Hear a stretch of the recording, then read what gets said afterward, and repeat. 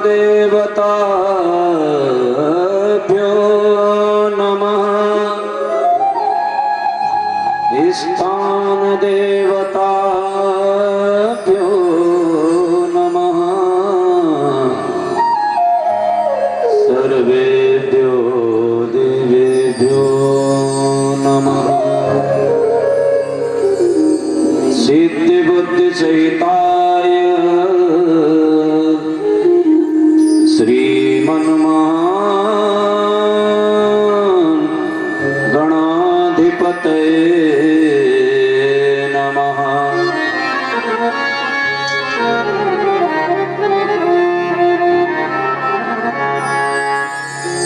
देयं सदा परिभवगुणमभीष्टदोहम् तीर्थास्पदं शिवविरञ्चिनुतं शरण्यं भृत्यार्तिहं प्रणतपालभवाब्धिपोतं वन्दे महापुरुषते चरणारविन्दम्।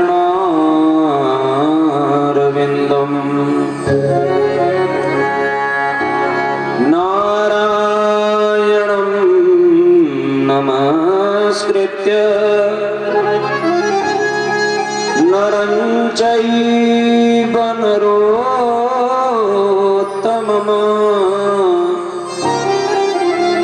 देवीं सरस्वतीं व्यासं ततो जयमुदीरयेत्।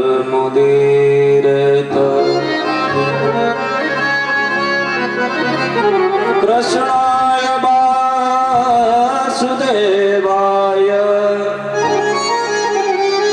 हरे परमात्मने प्रणतक्लेशनाशाय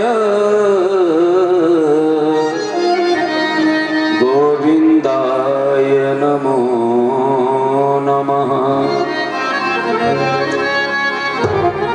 अज्ञानतिमिरान्धस्य ज्ञानाञ्जनशलाकया चक्षुरुन्मीलितं येन तस्मै श्रीगुरुवे नमः। अपने अपने घरन की सब काहू को पीर,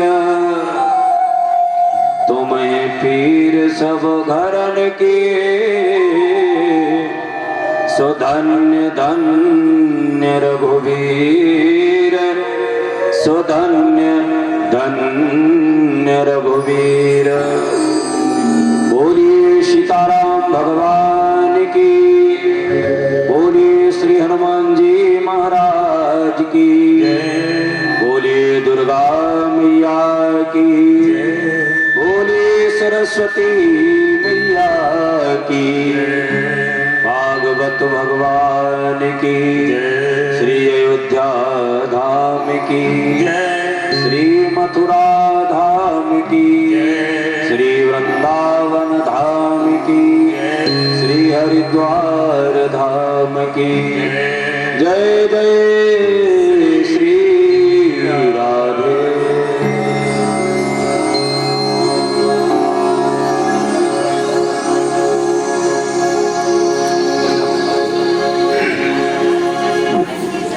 भगवान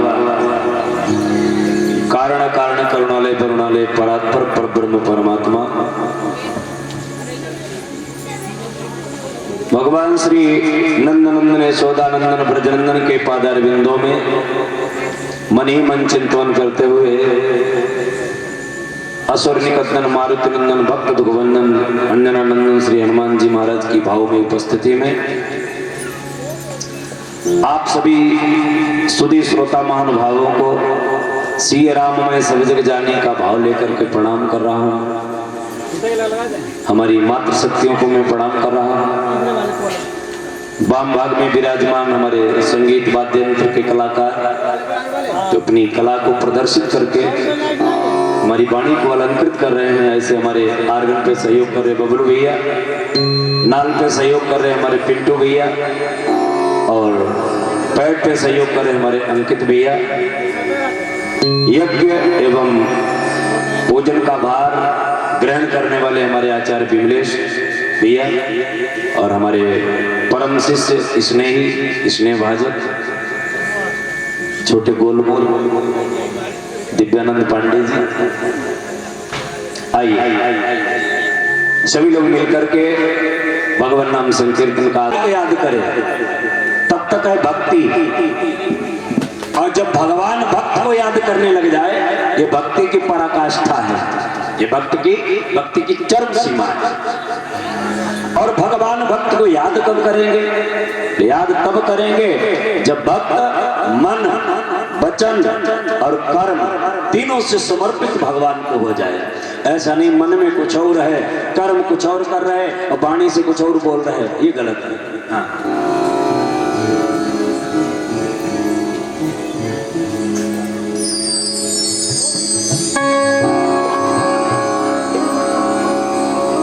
अरे वाह, 800 पानी 500 के चल रहे, क्या मामला है भाई? बोले वृंदावन बिहारी लाल की। और हमारी आदरणीय दीदी जी 501 मुद्राओं से व्यास भोजन करते हैं। यह पप्पू सीटी बंद करो इसकी।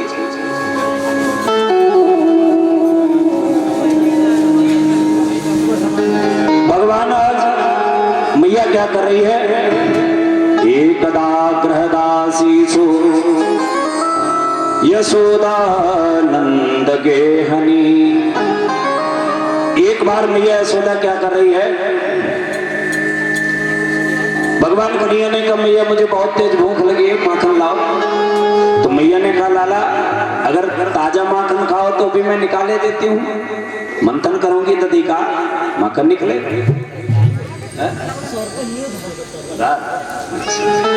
कोई बात नहीं महाराज, अगर ये ताजा माखन खाओ तो मैं भी दधि मंथन करके निकालती हूँ, और यदि ठंडा माखन खा लो तो कोई बात नहीं मैया मैं थोड़ा सब्र कर लूंगा, माखन ताजी खाऊंगा। तो मैया ने क्या किया, लेकर के मथानी और दधि मंथन करने लगी। मथानी लेकर के आंगन में बैठ करके दधि का मंथन कर रही है। जरा ध्यान से सुनना, बड़ी कीमती बात है। भक्त भगवान के लिए कैसे समर्पित होता है। देखो मैया यशोदा क्या कर रही है? दधि मंथन कर रही है, गोविंद का चिंतन कर रही कि लाला भूखा बैठा है। अब कीर्तन भी गोविंद का कर रही है। अब बताओ तीनों रूप से समर्पित हुए कि नहीं मैया यशोदा? मन से चिंतन गोविंद का, वाणी से कीर्तन गोविंद का, और दधिमंथन कर रहे किनके लिए? गोविंद के लिए। तो कर्म भी भगवान के लिए हो रहा है, चिंतन भी भगवान के लिए हो रहा है, और स्मरण भी भगवान का ही हो रहा है, गुणानुवाद भी हो रहा है। मैया यशोदा बड़े तन्मयता से गीत गा रही है गोविंद का है कि मेरा गोपाल गिरधारी जमाने से निराला है, मेरा गोपाल गिरधारी जमाने से निराला है, मेरा गोपाल गिरधारी जमाने से निराला है, मेरा गोपाल गिरधारी जमाने से निराला है, मेरा गोपाल गिरधारी जमाने से। देखो केवल यशोदा ही नहीं, मन वचन और कर्म से समर्पित है। जितने लोग भगवत पांडाल में बैठे हैं ये इस समय सब भगवान के लिए समर्पित हैं, मन वचन और वाणी से। उधर क्यों कर्म से कैसे समर्पित है? आप लोग कहोगे हम तो चुपचाप बैठे हैं। भैया देखो जब घर से चले तो पैर चल करके आए, तो पैरों के द्वारा कर्म हुआ, तो कर्म से समर्पित हुए गोविंद के लिए, है ना। मन से भगवान की कथाएं सुन रहे हो तो मन से समर्पित हो, अब वाणी से भी और समर्पित हो जाओ, समझो भगवान रीझने वाले हैं तुम्हारे ऊपर, कारण क्या रीझ जाएंगे। इसलिए वाणी का प्रयोग जरूर करें। मेरा गोपाल गिरधारी जमाने से निराला है, मेरा गोपाल गिरधारी, मेरा गोपाल गिरधारी जमाने से निराला है, मेरा गोपाल गिरधारी जमाने से। रसीला है छबीला है, रसीला है छबीला है, न गोरा है न काला है, रसीला है छबीला है, न गोरा है न काला है, मेरा गोपाल गिरधारी जमाने से निराला। मैया यशोदा बड़े आनंद से दधिमंथन कर रही है। और मैंने जो बताया, जब भक्त तीनों प्रकार से भगवान को समर्पित होता है तो भगवान को फिर आना पड़ता है। थोड़ा पीछे करना और दधिमंथन कर रही है, कर्म हो रहा है, चिंतन गोविंद का कर रही है और स्मरण भी भगवान का वाणी से हो रहा है, नाम कीर्तन भी हो रहा है। भगवान प्रकट हो गए, जाकर के घुटनों के बल पहुंच गए, मथानी को पकड़ लिया और जो मथानी पकड़ी मैया की, भगवान ने मारे महाराज तीनों लोगों के जो देवता थे वो सब एकदम प्रकट हो गए। अरे प्रभु अगर मथानी पकड़ करके मंथन करने लगे तो फिर बचेगा कोई नहीं। बस धीरे से मैया का हाथ पकड़ा, मैया मैं कृतार्थ हो गया, मैं तृप्त हो गया। अपना विराट स्वरूप भगवान ने मैया को दिखाया। आज मैया कोई काम करने के लिए बाहर चली गई तो भगवान ने क्या किया, सबसे पहले अंदर पहुंचे, जाकर के जितनी मटकियां रखी थी माखन की भरी हुई सब कटाकट तोड़ डाली, मटकियां तोड़ी, एक मटकी बची उनको लेकर के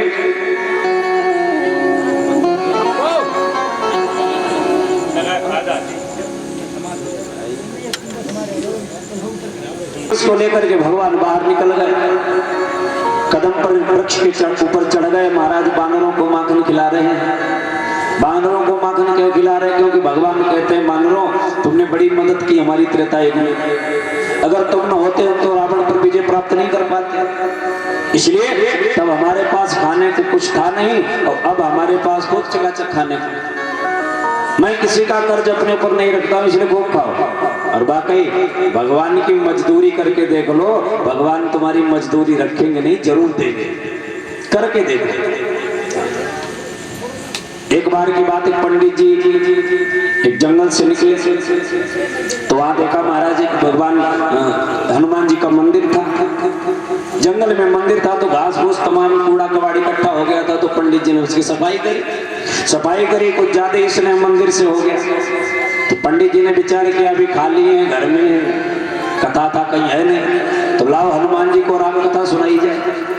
पंडित जी ने क्या किया, दूसरे दिन मंदिर पर जाकर के अनुष्ठान किया, नवान्न पारायण की कथा प्रारंभ कर दी। कथा होते होते धीरे धीरे 8 दिन हो गए, नवान्न पारायण किया, 8 दिन हो गए।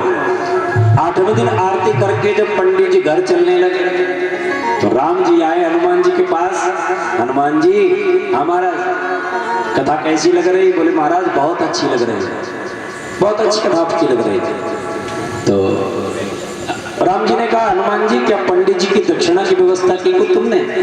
हनुमान जी ने कहा महाराज विचार कर रहे हैं कि क्या दे दिया जाए पंडित जी को। पुराने जमाने की बात, राम जी ने कहा एक काम करना, कम से कम 100 रुपए रोज तो होनी चाहिए, 900 रुपए तो कम से कम पंडित जी को देना था। हनुमान जी ने कहा ठीक है 900 रुपए कल पंडित जी को दे देंगे महाराज। अच्छा उधर से सेठ जी निकले, सेठ जी ने मंदिर के अंदर आवाज सुनी, सो कान लगा दिया दीवार से, सुना कि भाई सेठ जी वो हनुमान जी कल पंडित जी को 900 रुपए देने वाले। सेठ जी पहुंचे पंडित जी के पास, पंडित जी से कहा एक काम करो तुम अपनी कथा को ठेका कर लो। क्या मतलब महाराज? बोले जो तुमको वहां मिले वो तुम हमें देना। अब यहाँ तुम अपने हमसे फिक्स कर ले, उतने ले लो। अच्छा, पंडित जी ने विचार किया वहां कोई चवन्नी चढ़ाने वाला नहीं, जो मिले पंडित जी वही ले। पंडित जी ने कहा आप ही दे दे, जो समझा वो दे दे। सेठ जी ने कहा हम तुमको 500 रुपए दे रहे हैं, जेब पकड़ नगर, अब तुमको जो वहां मिले वो ईमानदारी से हमें देना। पंडित जी ने कहा ठीक महाराज, जो मिले वो तुम ही ले लेना, हम लेंगे नहीं। अब 9वें दिन पंडित जी तो बाद में पहुंचे, सेठ जी पहले पहुंचे, क्योंकि 400 का फायदा होने वाला। सेठ जी लगा करके टोपी पकड़ करके कोबड़ी लगा करके धोती की कांच पहुंच गए, बैठ गए। अच्छा, पंडित जी आए, टाइम से आरती की कथा शुरू करी। अब पंडित जी तो कथा कह रहे और सेठ जी उधर उधर देख रहे कि 900 रुपया लेके कौन आ रहा, कथा कौन सुना। कथा विराम हो गई, महाराज आरती होने लगी। अब सेठ जी की धड़कन तेज हो गई कि लगता है जो 500 गए, आया जाया यहाँ कोई नहीं, 1 रुपया लेकर के नहीं आया। पंडित जी जब 2 कदम चलने लगे, अब सेठ जी का धीरज छूट गया, अब नहीं कोई आएगा। सो आई गुस्सा, अब एक घूसा मारा हनुमान जी के मुंह पर, जो घूसा मारा, अरे तू बहुत झूठा है, तूने कहा था कि कल 900 रुपए देंगे, 500 हमारी जेब से चले गए, बताओ 400 5। अब घूसा तो मार दिया हमारे गुस्से के, अब हाथ जो था वो मूर्ति में चपक गया, अब हाथ छूट नहीं रहा। सेठ जी खूब कूदे गिरे, हाथ नहीं छूट रहा। अब सेठ जी कह रहे महाराज 500 गए सो तो गए, हाथ तो छोड़ो। हनुमान जी ने कहा हाथ तब छूटेगा जब 400 और पंडित जी को दे। अरे वो तो तुमने कहा था कि हम 900 रुपए देंगे। हनुमान जी ने कहा हमारा किसी बैंक में अकाउंट नहीं, हम 2 रुपए अपने पास नहीं रखते, तुम ही जैसे लोगों से पंडित जी को दिलवाते, तुम आगे चलो तुम ही दे दो, 500 दे चुके, 400 वो दो, चल तब हाथ छूटेगा। सेठ जी ने 400 रुपए दिए और तब हाथ छूटा। कहने का भाव, जहां पर 1 रुपए का आश्रय नहीं था, पंडित जी ने हनुमान जी की सेवा की, कथा सुनाई, उनका कर्म किया। हनुमान जी महाराज ने कहा मैं तुम्हारी सेवा रखूंगा नहीं, यही पकड़ो, मजदूरी नहीं रखते भगवान किसी की। आज बानरों को माखन खिला रहे हैं, बानरों को माखन खिलाते खिलाते महाराज मैया आई, मैया ने देखा सारे माट मटके फूटे पड़े, सो दौड़ी दौड़ी आई, बड़ा गुस्सा आया, उठाई लठिया हाथ में, अरे कन्हैया आप तुझे बहुत मारूंगी। और जो मैया को आते हुए देखा, पेड़ से धाम से कूदे, भाग खड़े हुए आगे आगे। अब मैया कन्हैया आगे आगे, मैया पीछे पीछे भागते चले जा रहे हैं। सुखदेव बाबा कहते परीक्षित कर लो दर्शन, ऐसा भागता हुआ ब्रह्म कभी नहीं देखने को मिलेगा तुम्हें। जो 3 लोक का मालिक है वो आज मैया की साथ देख करके दर से भाग रहा है, आंखें मीण मीण करके रो रहा है। शेष महेश गणेश दिनेश सुरेश जाहि निरंतर ध्यावै, ताहि अखंड अनंत अनादि अछेद्य अवैद्य सुवैद्य बतावे। नारद से सुख हारि गयो पचित, प्यास हो पुण्य पार न पावे। और ताहि अहीर की छोहरिया, छछिया भरी छाछ पे नाच नचावे। दूसरी बात, शेष की सैया पे सोवन वाले, और शेष की सैया को छाड़ के सोए, और जग को नाच नचावन वाले, यशोदा के आंगन आई के रोए। जग को नाच नचावन वाले, यशोदा के आंगन आई के रोए। मैया पीछे पीछे भाग रहे, भागते भागते मैया थक गई, कन्हैया रुक जा, नहीं तो बहुत मारूंगी तो। कन्हैया ने कहा मैया इसलिए रुक नहीं रहे कि तू बहुत मारेगी मोए, इसलिए नहीं रुक रहे। अच्छा ठीक, नहीं मारूंगी, खड़ा हो जा। कन्हैया ने कहा अगर मारेगी नहीं मैया तो लठिया काहे को पकड़ी तूने, लठिया फेंक तब आएंगे। मैया ने कहा लाला तेरी ताई थोड़ी ने लठिया पकड़ी है। बोले फिर काहे की ताई? बोले बुढ़ापे में सबन को लाठी का सहारा लेना पड़े भैया, अब बुढ़ापा आ गया तो लठिया का तो सहारा लेंगी। कन्हैया ने कहा हाँ भैया अभी तो भाग रही थी, अभी तुम जल्दी बुढ़ापा आ गया, हम तेरी सब करामात समझते हैं। मैया ने कहा जल्दी आजा, मारूंगी नहीं। कन्हैया ने कहा मारेगी नहीं तो क्या करेगी? बोले तेरी पूजा करूंगी, तेरी पूजा करूंगी, आजा जल्दी। नहीं मैया पहले लठिया फेंको तब आएंगे। जो लठिया फेंकी भगवान आए, मैया ने झपट करके उठाई लठिया, पकड़ा कान, अब तेरी पूजा शुरू करूंगी। और जो लाठी उठाई मारने के लिए, गोपिकाओं ने चारों तरफ से घेर लिया। मैया मारना नहीं, कन्हैया मारने के योग्य नहीं, कन्हैया प्रेम करने के योग्य। मैया ने कहा ठीक अगर मारोगे नहीं तो बांधूंगी जरूर। भगवान ने क्या किया था, ऊखल पे चढ़ करके मटकियां उतारी थी फोड़ने के लिए। तो महाराज चोर का साथी भी चोर ही होता है, तो ऊखल को भी चोर समझा। मैया ने क्या किया, रस्सी उठाई और पेट में लपेट करके ऊखल से बांध दी। संस्कृत में रस्सी को कहते हैं दाम और पेट को कहते हैं उदर। मैया ने रस्सी को पेट से बांध दिया, माने दाम को उदर से बांध दिया, तो भगवान का नाम पड़ गया है दामोदर। बोलिए दामोदर भगवान की। मैया बांधते बांधते परेशान, मैया बांधते बांधते परेशान। जो रस्सी में गांठ मारने का नंबर आए, मारा 2 अंगुल ने उल्टाम, 2 अंगुल छोटी पड़ जाती है। क्यों? मैया कहती है मैं तुझे बांध करके मानूंगी। और भगवान कहते हैं मैं माने, अहंकार होता है, अहंकार के बंधन में हम आज तक नहीं बंधे, तू क्या बांधेगी अब?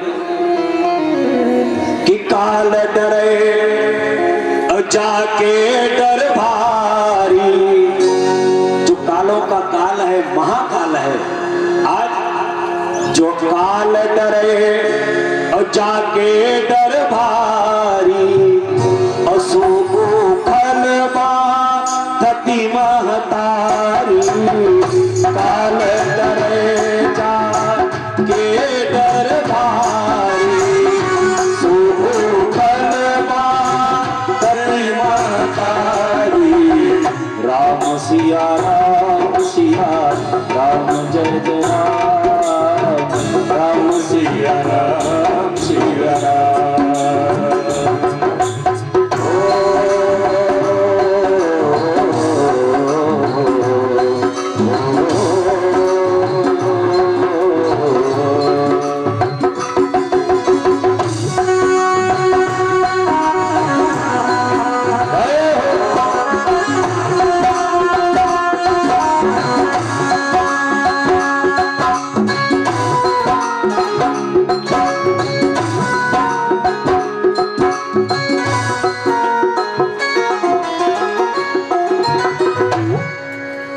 कालों का भी काल है, महाकाल है, उसे मैया बांधना चाहती है। भगवान कहते अगर बांधना है तो प्रेम के कच्चे से धागे से बांध के डाल दो, मैं हिलने वाला नहीं। और महाराज अभिमान की तो बड़ी बड़ी जंजीरें मुझे नहीं जकड़ सकती हैं, मैं अभिमानियों का नहीं, मैं तो केवल भक्त के अंदर भक्ति का भाव देखता हूं। मैया ने जो थक गई बांधते बांधते, कन्हैया तू बंध चाहे भाड़ में जा, जो मैं छोड़ा तू पकड़ा। भगवान खटाक से बंध गए, बंधे खड़े हैं महाराज। ग्वाल वाला है, कन्हैया खेलने नहीं चलोगे? हाँ लाला तुम्हें खेलने की पड़ी, हम तो बंधे खड़े हैं, खेलेंगे कैसे? एक लेका बड़ा नटखट था, अरे लाला बहुत बढ़िया खेल बनेगा। बोले कैसे? बोले एक काम कर, तू इसे आगे आगे खींच, 2 लोग पीछे से धक्का लगाएंगे, एक ऊपर बैठ जाएगा, बैलगाड़ी बन जाएगी। अरे कन्हैया ने कहा लाला एक बात बताइए, ऊखल निकलेगा कैसे बाहर? हम निकालेंगे। ऊखल बाहर फेंक दिया, कन्हैया आगे आगे खींच रहे, तो पीछे से धक्का लगा रहे, एक ऊपर से बैठ गया, बैलगाड़ी बन गई। महाराज खींचते खींचते 2 यमनार्जुन के वृक्ष खड़े थे, उनके बीच में भगवान निकले, जरा सी ताकत लगाई, दोनों वृक्ष टूट करके गिर गए। महाराज 2 दिव्य पुरुष निकले, भगवान की परिक्रमा करके उत्तर दिशा की तरफ चले गए। परीक्षित ने पूछा गुरुदेव ये कौन थे? बोले पुरा नारद सापेन वृक्षताम प्रापितौ मदात, नलकूगड़ मणिग्रीव वितिख्याता श्रियान्वितौ। ये पूर्व जन्म में महाराज कुबेर के पुत्र थे, इनका नाम था नलकूगड़ और मणिग्रीव। नारद जी ने श्राप दिया था, इसलिए वृक्ष बन गए। आज भगवान ने उनका उद्धार कर दिया। बाबानंद दूध दही का कर दिए हुए वापस आ रहे थे, तो क्या देखा, दोनों वृक्ष टूटे पड़े, कन्हैया बीच में दबा पड़ा, कन्हैया को उठा लिया। शाम को मंत्रणा की, जिस घर में बच्चों पर संकट आता रहे, जिस घर में हर समय कोई न कोई बीमार पड़ा रहे, जिस घर में हर समय लड़ाई झगड़ा होता रहे, जिस घर में मेहनत खूब कर रहे, बरकत बिल्कुल नहीं हो रही, तरक्की बिल्कुल नहीं हो रही, कायदा तो ये है उस घर का ही त्याग कर दो। काम की बात है। जिस घर में कोई न कोई हर समय बीमार रहता हो, जिस घर में हर समय लड़ाई झगड़ा होता रहता हो, मेहनत खूब कर रहे, महाराज तरक्की बिल्कुल नहीं हो रही, तो उस घर को त्याग देने में ही भलाई है। अब आप लोग कहते हुए घर कोई खिलौना है जो एक चाह के तो दूसरा ले ले। भाई आज के जमाने में करोड़ों रुपए खर्च होता है मकान बनाने में, खरीदने में, लेने में, तो इतनी जल्दी कैसे महाराज क्या हो सकता है? तो उसके लिए प्रावधान है, शास्त्रों ने मार्गदर्शन किया है महाराज। क्या करें? बोले उस घर का ग्रह शुद्धि कराए। ग्रह शुद्धि मतलब भगवान की कथा कराओ, यज्ञ करा दो, संत ब्राह्मणों को भोजन करा दो, कन्याओं को भोजन करा दो, अथवा अपने मान्य पक्षों को बुला करके। और सबसे बढ़िया है कि भांजे को बुलवाओ और उसे खिलाओ, दक्षिणा दे दो, पैर चलो। इससे बड़ा पुण्य किसी में मिलता ही नहीं। जितने रिश्ते हैं इनमें सबसे सुपर रिश्तेदार अगर कोई है तो वो भांजा है, सबसे सुपर रिश्तेदार। आप कहोगे वो कैसे? देखो भांजे को घर बुलाओ, खेती में खूब काम करवाओ उससे। भांजा घर में आए, सबसे पहले सुबह से उसे तसला पकड़ाओ, पूरे जानवरों का गोबर फेंको, चलो फेंकेगा महाराज। झाड़ू पकड़ाओ, झाड़ू लगाओ, खेत में खूब काम करवाओ, है ना। माताएं बहनें उसे रसोई में लगा लें, बर्तन धुलवाएं, आटा गूंदवाएं, रोटी बनवाएं, पूरा काम करवाएं, और बाद में शाम को उसे खाना खिला करके दक्षिणा दे करके पांव छू लो, महाराज तुम्हारा यज्ञ हो गया। गारंटी इस बात। इतना बड़ा यज्ञ, इतना बड़ा फल किसी में नहीं। भांजे की पूजा करने से उपरांत ऐसा कोई मतलब पुण्य देने वाला नहीं है महाराज। उस घर की ग्रह शुद्धि कराओ जिस घर में कोई न कोई आपत्तियां आती रहती हो। तो महाराज भगवान कन्हैया के ऊपर जब संकट देखा तो बाबा नंद ने कहा ये घर हम त्याग देंगे। चलोगे कहाँ? बोले अब सब लोग वृंदावन चले। वृंदावन के लिए तैयारी हुई, छकड़ों में सामान भरा। आइए हम लोग भी मन के द्वारा वृंदावन चलते हैं श्री धाम, क्योंकि वैसे तो चलने में बहुत समय लगेगा, मन से मानसिक वृंदावन की ब्रज यात्रा करेंगे सब लोग। कि वृंदावन जाने को जी चाहता है, वृंदावन जाने को जी चाहता है, वृंदावन जाने को जी चाहता है, वृंदावन जाने को जी चाहता है, जी चाहता है, जी चाहता है, जी चाहता है, जी चाहता है, जी चाहता है, जी चाहता है, जी चाहता है, जी चाहता है, वृंदावन जाने को जी चाहता है, वृंदावन जाने को जी चाहता है। हरि बोल।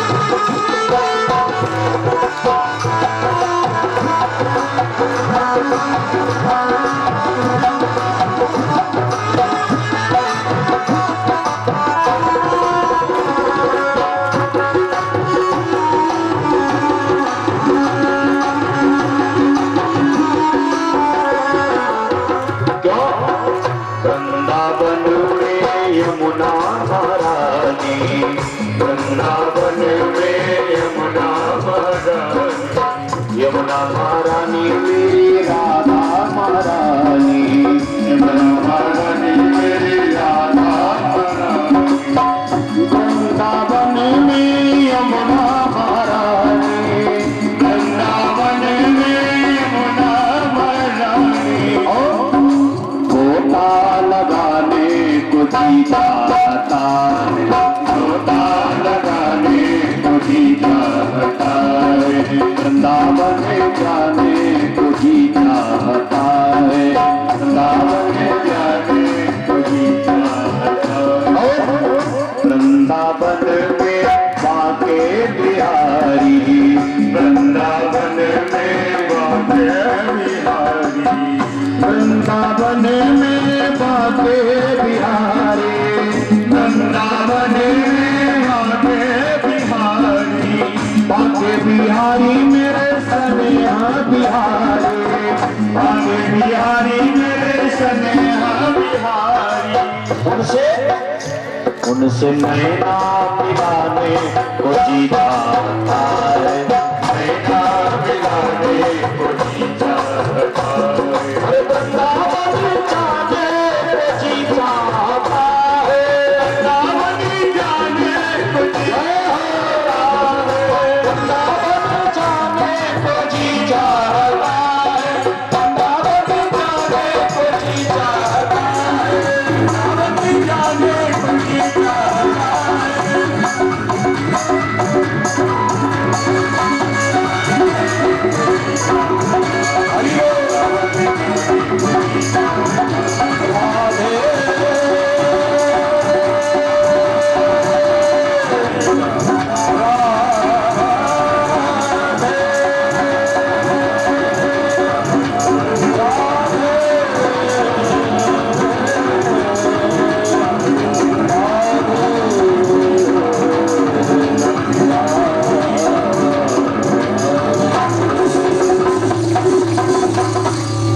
बोले वृंदावन बिहारी लाल की। आज भगवान समस्त परिकर के साथ में वृंदावन पहुंच गए। अर्धचंद्राकार बैलगाड़ियों को खड़ा किया, बाद में फिर घर बनवाए, सब अपने अपने घर में रहने लगे। यहाँ पर भगवान ने माखन लीला की है। कुछ लोग इसे माखन चोरी कहते हैं। माखन चोरी नहीं है, माखन लीला है भगवान। क्योंकि चोरी वो होती है जो दूसरे की चीज को बगैर बताए, बगैर पूछे ले ले। अच्छा, अपने घर में कोई पूछता है कि हमारे पर्स में रुपए 1000 रखे, 500 निकाल ले, कोई पूछता है किसी से?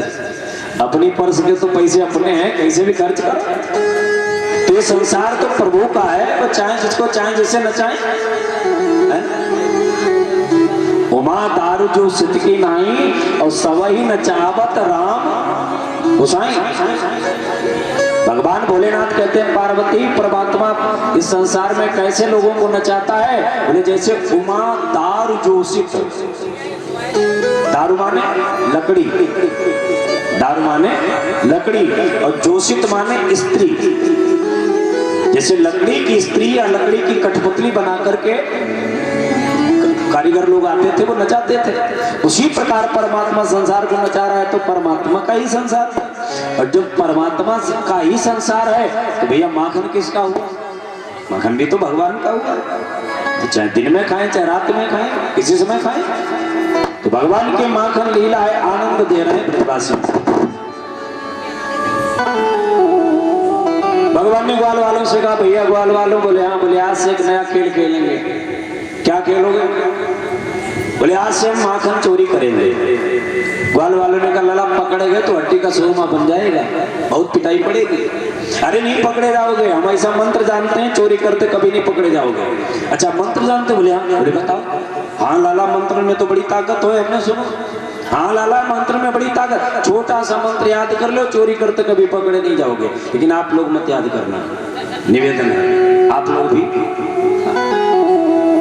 मंत्र है कपलम कपलम कपलम, 3 बार कह करके जाओ, चोरी करते हुए नहीं पकड़े जाओगे। लेकिन ये संसार की चोरी नहीं है, चोरी माखन चोरी जब हो, माखन चोरी का मंत्र है। उन्हें तो बैठे बैठे का झालो झटक लो। हाँ भैया अपने संभाल कर रखना। तो भगवान ने ग्वाल वालों को रटा दिया, अब तो ग्वाल वाल को भी याद कर गए। कपलम कपलम कपलम। अब तो जिसके घर में जाते हैं महाराज माखन चोरी करते पकड़े नहीं जाते। गोपियां बड़ी परेशान, गोपियां चिढ़ जाती हैं कि पता नहीं कैसे खा जाता है, पकड़ भी नहीं आता। एक ने कहा हम पकड़वाएंगे तुझे। कैसे पकड़वाओगे? बोले सुनो, चलो सब लोग गांव के बाहर बैठ जाओ और जो लेकर के आए ग्वाल वालों को वहीं पकड़ लो। कम से कम कन्हैया के तो इतने डंडे मारो इसकी तबीयत ठीक हो जाए। सब गोपिकाएं नगर के बाहर बैठ गई, कन्हैया लेकर के अपना परिकर चले। एक ग्वाल वाल ने देखा भैया, बोले हाँ। बोले वो बैठी। जो कन्हैया ने देखा, गोपिकाओं ने कहा लड़ा ताजा माखन खिलाएंगे तुम्हें। और जो ग्वाल वालों ने देखा, सब कोई इधर भागा, कोई उधर भागा, कोई पीछे भागा। अब हेड ऑफ डिपार्टमेंट कन्हैया, अब कन्हैया भागे, आगे आगे कन्हैया, पीछे पीछे गोपिकाएं भाग रहे हैं महाराज। जा करके धोबी के पास पहुंचे, धोबी कपड़े धो रहा था। बाबा एक काम करो, हमें छुपा लो कहीं। धोबी बाबा ने कहा हम कहाँ छुपा ले? बोले तुम्हारे पास नाद है ना, हम बैठ जाए ऊपर से नाद रख दे। धोबी बाबा ने कहा देखो छुपा तो हम लेंगे, लेकिन यदि कहीं गोपिकाओं ने पूछा तो हम बता देंगे कि नाद के अंदर है। कन्हैया ने कहा तो फिर छिपाने से लाभ क्या है? बोले भैया हम झूठ नहीं बोलते, देखो सही बात है, सत्य बता देंगे। कन्हैया ने कहा जब होगा तो देखा जाएगा, चलो बैठो। अब बड़े कन्हैया छोटी नाद, अंग्रेजी के 8 बन के नाद के अंदर बैठ गए। अब गोपिकाएं आई, ए बाबा क्या तुमने कन्हैया को देखा है? बाबा ने कहा कहाँ है कन्हैया? तुमने नहीं देखा? बोले इधर तो आते देखा, लेकिन यहाँ से कहाँ गायब हो गया, हमने दिख नहीं पाया। तुमने देखा? बोले हमने देखा। कहाँ है? बोले यमुना में कन्हैया, लताओं में कन्हैया, पत्तों में कन्हैया, वृक्षों में कन्हैया, और जा नाद में कन्हैया। और जो नाद का नाम लिया कन्हैया कहाँ पगे जाने मराई डाल। अरे एक ने कहा ये पागल है, ये ब्रह्म कन्हैया की बात कर रहा है जो घटघट में विराजमान। अरे मैं नंद के छोकरा की बात कर रही हूँ, अगर देखा हो तो बताओ। धोबी बाबा ने कहा बाबरी हो, वही तो बता रहा हूँ, सुनो। आगे कन्हैया, पीछे कन्हैया, दाएं कन्हैया, बाएं कन्हैया, ऊपर कन्हैया, नीचे कन्हैया, जब नाद में कन्हैया। जो इशारा किया नाद में कन्हैया। कन्हैया ने कहा अब की गए काम से। एक ने कहा ये पागल हो गया है, बकवास कर रहा है, चलो आगे ढूंढेंगे नहीं तो भाग जाएगा। अब सब गोपिकाएं चली गई ढूंढने के लिए। 1 घंटा हो गया, धोबी बाबा कपड़े धो रहा, कन्हैया की हड्डी पसली से टूटी जा रही। कन्हैया ने धीरे से कहा बाबा। बाबा ने कहा चुप शांति से बैठो, भी आ रही होंगी। फिर बेचारे दुबक करके बैठ गए। 1 घंटे बाद फिर कहा बाबा इतना तो गोपिकाएं नहीं मारती जितना यहाँ दर्द हो रहा, अब तो निकालो बाहर। धोबी बाबा ने नाद उचकाई, महाराज बाहर निकले, चल दिए। धोबी बाबा ने पकड़ा हाथ, कहाँ जा रहे हो? कन्हैया ने कहा घर जाएंगे। और क्या तुम्हारे साथ कपड़े धुलवाए? अरे नहीं महाराज सुनो तो हमारी जा नहीं सकते हो। कन्हैया ने कहा तुम क्या रोक सकते हो? तुम्हारे बाप की ताकत नहीं रोक ले, बड़े बड़े योगी नहीं रोक पाए, तुम क्या रोकोगे? एक लगाया झटका, चल दिए। धोबी बाबा ने हाथ जोड़े, महाराज जाते रहे लेकिन याद रखना कि हाथ छुड़ाए जाता हो और निर्बल जान के मोए निकली नाद जब जाओगे तब जानूंगो तोए। नाद माने हृदय। मैंने अपने हृदय में तुम्हें बिठा रखा है, जिस दिन हृदय से निकल करके जाओगे उस दिन तुम्हें मैं भगवान मानूंगा। धोबी बाबा को छोड़ करके कन्हैया चले। अब गोपिकाएं बड़ी परेशान। कन्हैया ने कहा कि तुमने हमें धोबी के नाद के तरह दबा करके रखा। धोबी के नाद तरह दबा करके रखा, बदला हम भी तुमसे नहीं। अब कन्हैया एक दिन की बात, घर घर में गए, कहीं माखन नहीं मिला। एक घर में गए जिस गोपी ने अधिक दौड़ाया था कन्हैया को, वो गोपी क्या देखा? अपने अंदर कोठरी में चारपाई पे पड़ी सो रही। दोपहरी का समय, पूरा घर भोजन करने में लगा है रसोई घर में, और वो अकेली गोपी कोठरी में चारपाई पे पड़ी सो रही। भगवान गए, मौका बहुत बढ़िया मिला, अकेली गोपी कोठरी के अंदर सो रही। भगवान ने कहा आज बदला लेंगे इससे।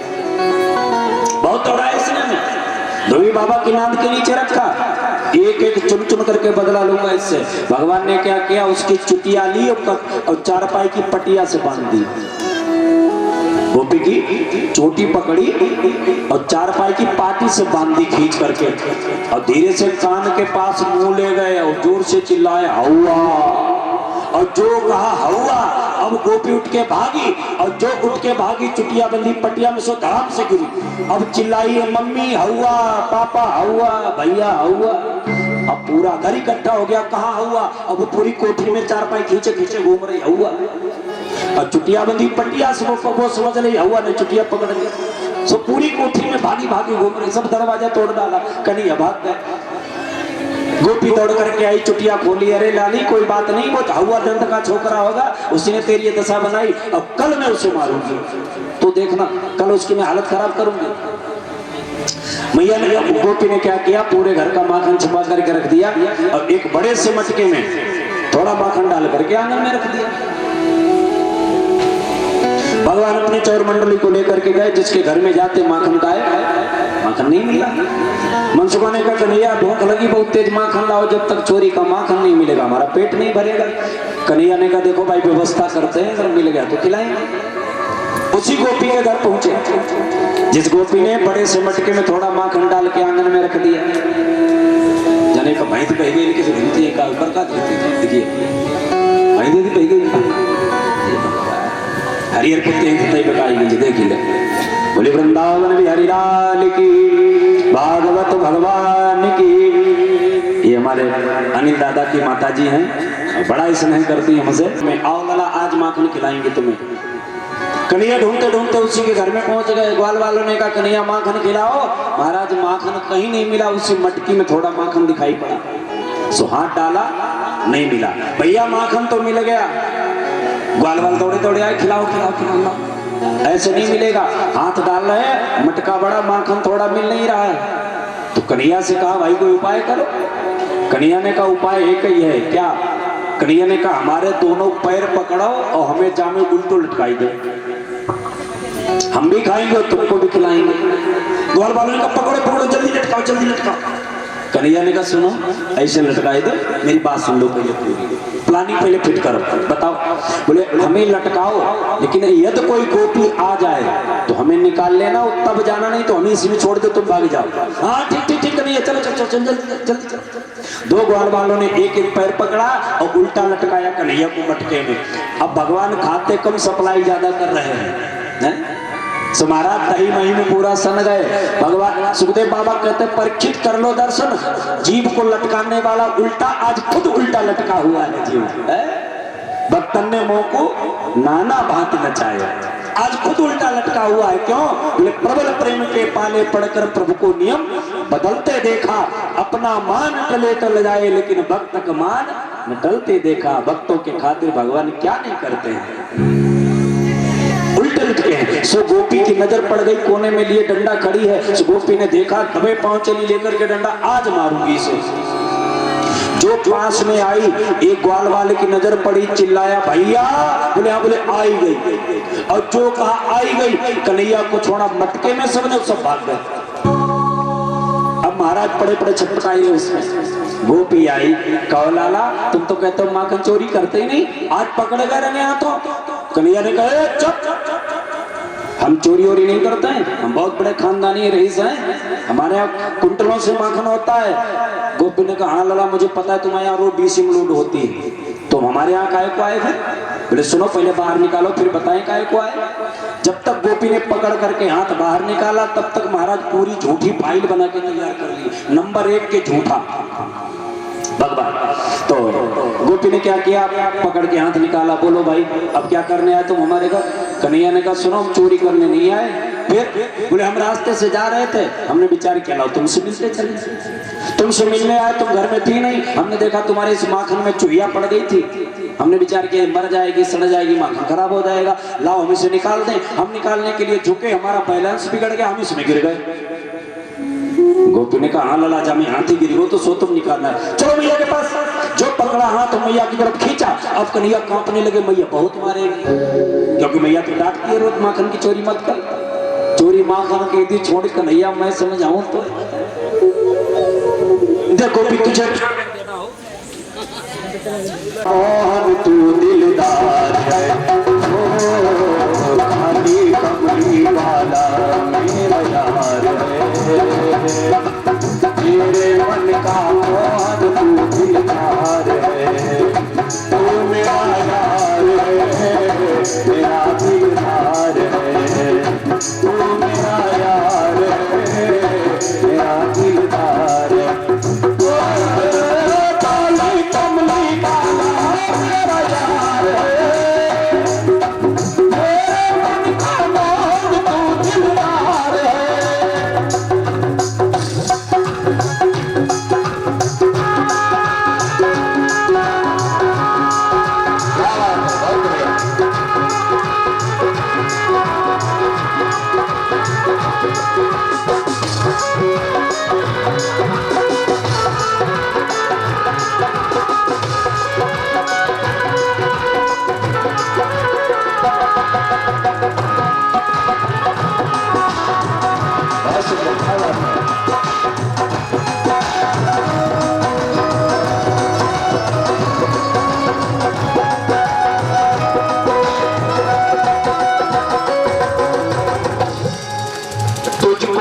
अपना मान लिया है, ये जीवन तेरे नाम किया है, ये जीवन तेरे नाम किया है, ये जीवन तेरे नाम किया है। तुझको अपना मान लिया है, ये जीवन तेरे नाम किया है, ये जीवन तेरे नाम किया है, ये जीवन तेरे नाम किया है। तेरे हर वादे में मुझे एतबार है, तेरे हर वादे पे मुझे एतबार है। तेरे मन का मान तू दिलदार है, ओ खाली कमली वाला मेरा यार है। तेरे मन का मान तू दिलदार है, तू मेरा यार है, मेरा दिलदार है, तू मेरा यार है, मेरा दिलदार है। ओ खाली कमली वाला मेरा यार है,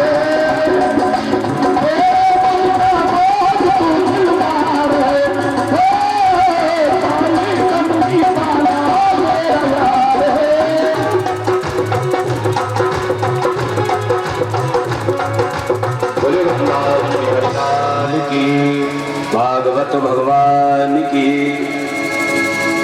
भगवान ने गोपी से कहा, देखो गोपी तो जो चाहे मुझे दंड दे, मियाँ के पास मत ले जाना। तो गोपी ने कहा ठीक है, तो एक काम कर। बोले हाँ, तो चलो रसोई घर में पहले चलो भाई। कन्हैया को ले गई रसोई घर में। क्या करें? बोले सबसे पहले आटा छानो। छलनी पकड़ाई, आटा छनवाए। गोपी अब जाए। बोले ना, अब क्या करें? बोले अब आटा गूंदो। आटा गूंदा। अब जाए। बोले ना, अब क्या करें? बोले अभी रोटी बनाओ। अब कभी रोटी बनाई हो तो बनाना आवे। महाराज कच्ची पच्ची जली भुनी बना बना के तैयार करी रख दी। अब जाए गोपी। बोले ना, अब क्या करें? बोले अब ये रोटी खाओ। कन्हैया ने कहा देखो मेरा पेट भरा हुआ है, हम खा नहीं पाएंगे, मुझे इतना परेशान मत करो, बहुत परेशान हो गया हूँ। गोपी ने कहा तुम्हारा पेट भरा, सुबह तुम घर से आए, तुमने कुछ चुरा करके माखन खाया नहीं, अब तुम्हारा पेट कैसे? इसका मतलब तुमने माखन खाया। चलो मैया के पास। और जो मैया का नाम लिया, धनाधन दोनों हाथों से खाना शुरू कर दिया। महाराज रोटी खाई। अब जाए। हाँ, अब क्या करें? बोले जरा बंसी बजाओ और नाच करके दिखाओ। भगवान ने बंसी को बजाना शुरू किया। गोपी के आंगन में ठुमक ठुमक करके नाच रहे हैं। गोपी ने आसन डाल लिया, चौकी डाल ली, खुद बैठ गई। आंखों से अश्रुपात हो रहा है। कौन से हमारे आज पुण्य उदय हुए हैं जो एक ब्रह्म मेरे आगे नाच रहा है, जो समस्त जीवों को नचाता है, वो आज मेरे आंगन में नाच रहा है। और ऐसे नहीं, आंखें मीड़ मीड़ करके रो रहे हैं महाराज, डर से यशोदा मैया के, और रो रहे हैं और नाच रहे हैं। शेष महेश गणेश दिनेश सुरेश हु जाहि निरंतर धावे। शेष महेश गणेश दिनेश सुरेश हु जाहि निरंतर धावे।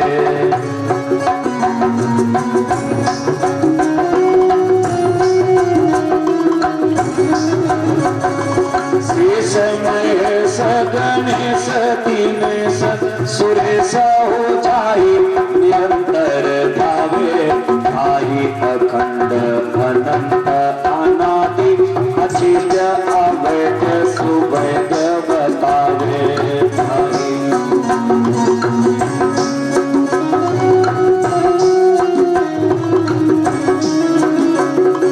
नारद से सुखहारी गयो पची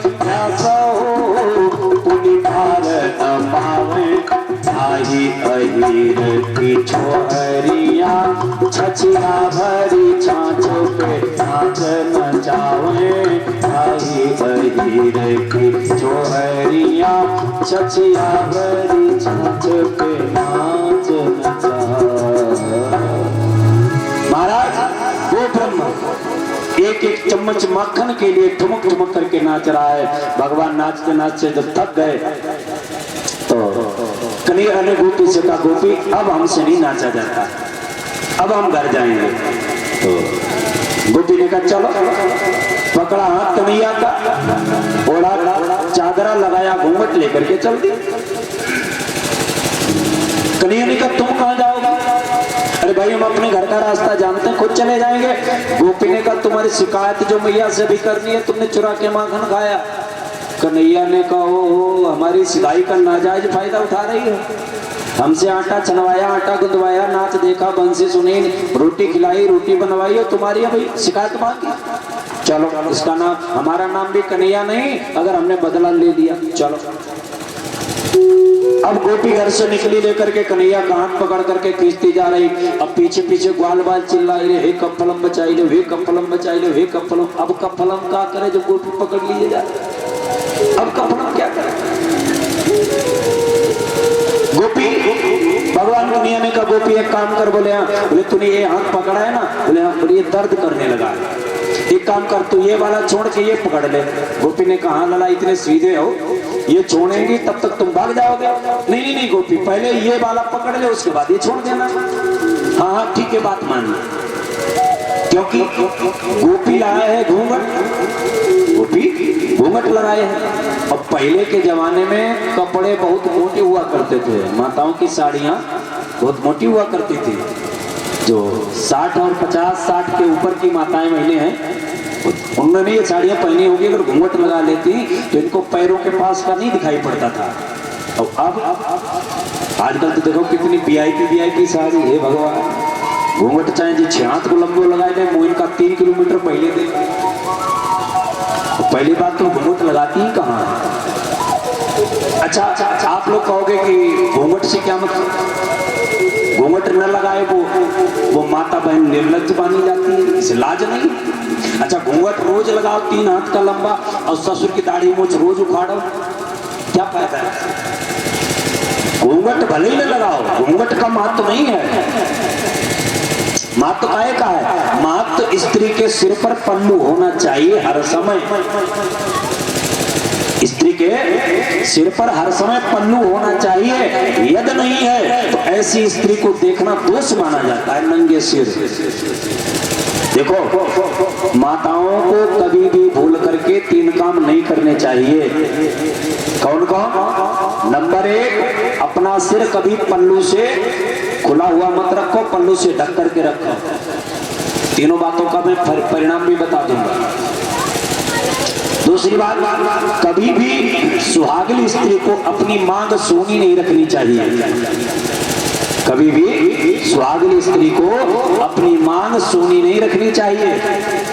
तीसरी बात, कभी भी स्त्री को अपने बाल खुले नहीं रखने चाहिए, बाल बांध के रखो। और जो तीनों फैशन आज हो रहे हैं, हो रहे कि नहीं?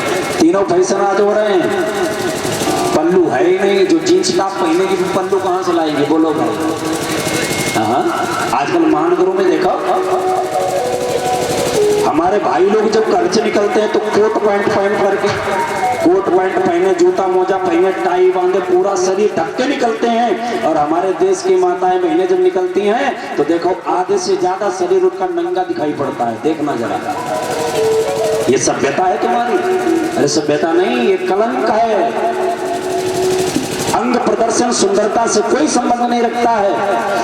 अरे तुम वो चीज हो जितना ढककर के रहोगी, जितनी मर्यादा में रहोगी, जितनी पर्दा में रहोगी, उतना ही तुम्हारे ऊपर निखार आएगा। ध्यान रखना, आपको बहुत मर्यादित रहना चाहिए। माताएं बहनें क्या करती हैं? बड़े ऊट पटांग कपड़े पहनती हैं, गलत। ये हमारे देश की सभ्यता नहीं है। हमारे देश की सभ्यता है शरीर को ढक करके रखो। हाँ दूसरी बात, आजकल मैंने जो बताया मांग में सिंदूर हर सुहागनी स्त्री को भरना चाहिए।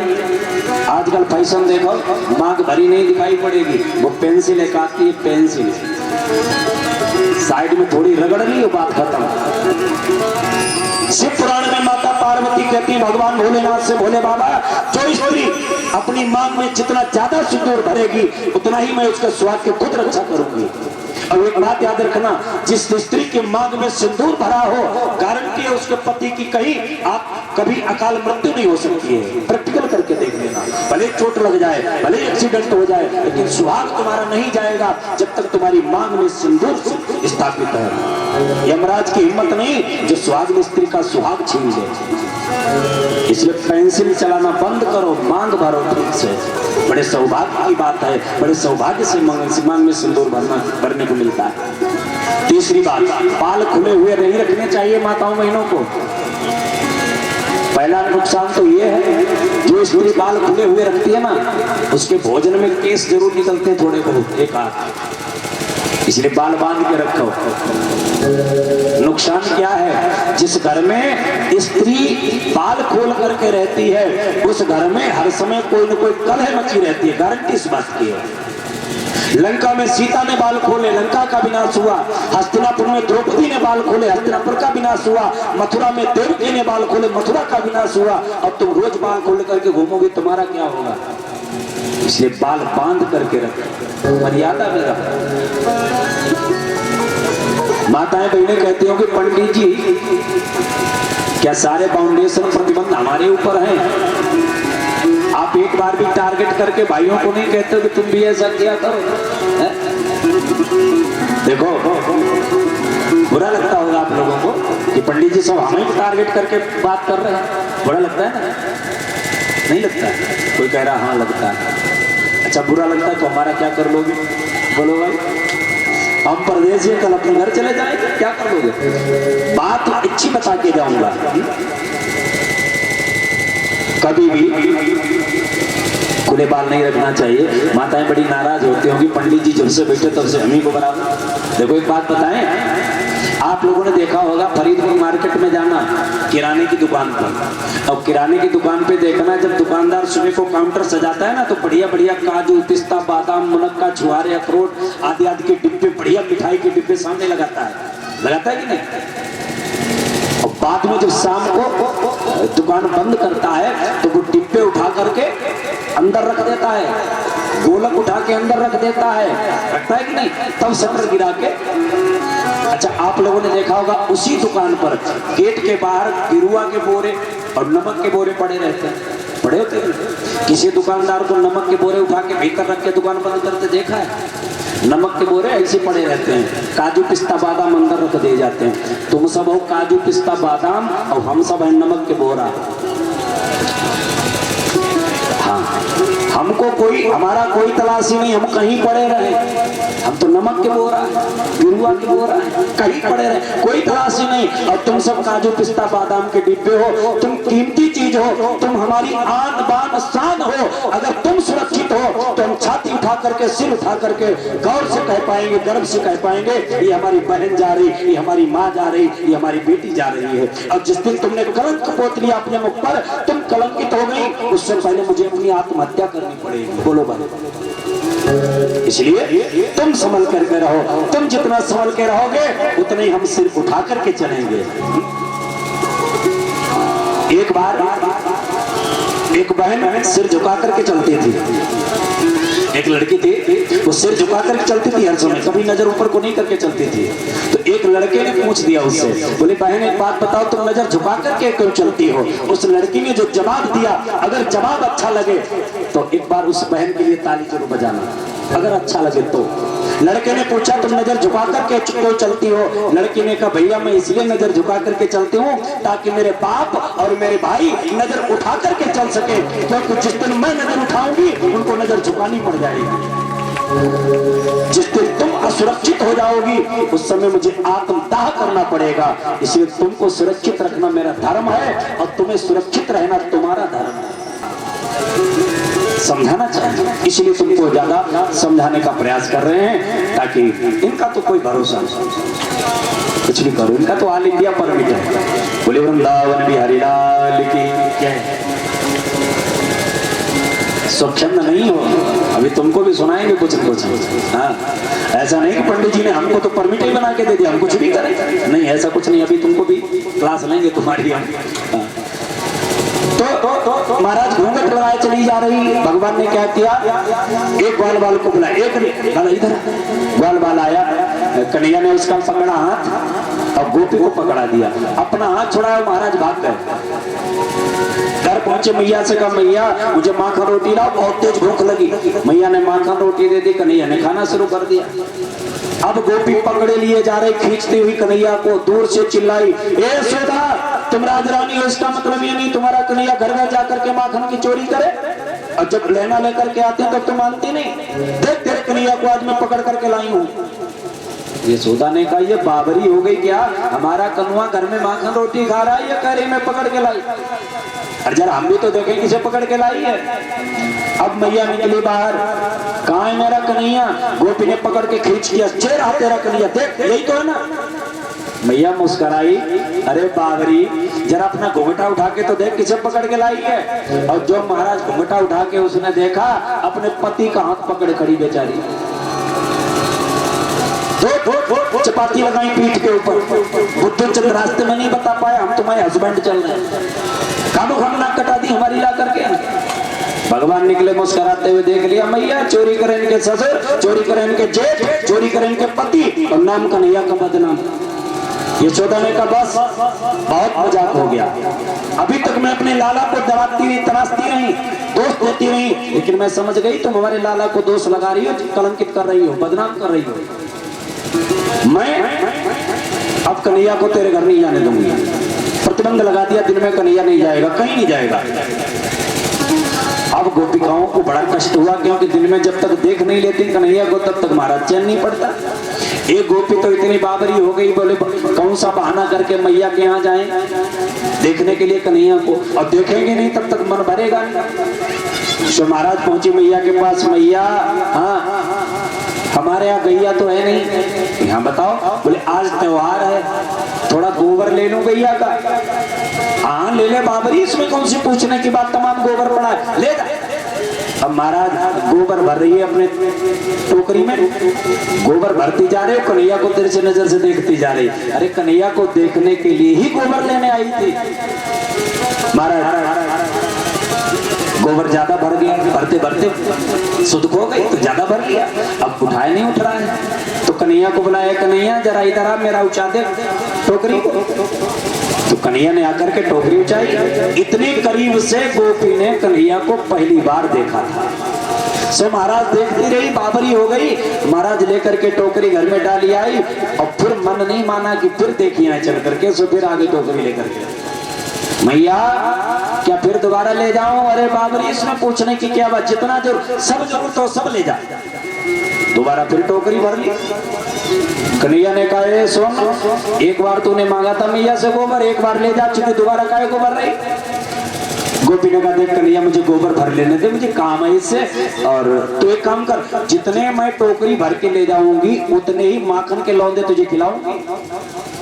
को भी आगे कर ले, जितनी टोकरी ले जाऊंगी उतने माखन के लौंदे तुझे मिलेंगे। कन्हैया ने कहा एक बात बताओ, ये गिनती कौन करेगा कि तुम कितने टोकरे ले जा चुकी हो? गिनती कौन करेगा? गोपी ने कहा एक बढ़िया उपाय है। गोपी ने कहा एक बढ़िया उपाय है। बोले क्या? बोले जितनी टोकरी हम गोबर की ले जाएंगी उतने ही टीके तुम्हारे गाल पर गोबर के लगाती जाएंगी। जितनी टोकरी ले जाएंगे, अब तो एक टोकरी ले जाती है, एक टीका गाल पे लगा देती है, दूसरी टोकरी दूसरा टीका, पूरे मुंह में सब गोबर ही गोबर लगा दिया। अब मैया आई तब तक कन्हैया को, अरे सुबह से माखन नहीं खाया, दूध नहीं पिया, चल कन्हैया। और जो देखा अब कन्हैया को, ए कन्हैया तूने मुंह में गोबर खाए को लगा रखा, चल मुंह धो जल्दी। और जो मैया ने मुंह पर हाथ घुमाया, कन्हैया ने कहा मैया तुमने सब चौपट कर दिया। काहे? बोले पूरा बही खाता खराब कर दिया हमारा, पूरा हिसाब किताब चौपट कर दिया। बोले क्या बक रहा है? बोले जितने टीके लगे थे ना इतने माखन के लौंदे गोपी देने को कह गई थी, तुमने सब हिसाब ही बर्बाद कर दिया, अब कितने देगी? तब तक गोपी फिर आ गई। यशोदा ने कहा गोपी तो हमारे कन्हैया को बार बार देखने के बहाने आते हैं, हम जानते हैं। गोपी ने कहा क्या बताएं मैया, इसने तो हमारा जीना हराम कर रखा है, आऊं तो आने नहीं देता है, अब घर में रहूं तो बैठने नहीं देता है। क्यों? बताएं बहन यशोदा से, मैया तुम्हारे कन्हैया ने जो है हमारा जीना हराम कर रखा है। क्यों? बताती है कि मैया कन्हैया ने जीना हराम कर दिया। मैया कन्हैया ने जीना हराम कर दिया। मैया कन्हैया ने जीना हराम कर दिया। क्यों? रातों का सोना जगना, रातों का सोना जगना खाना हराम कर दिया। मैया कन्हैया ने जीना हराम कर दिया। मैया कन्हैया ने जीना हराम कर दिया।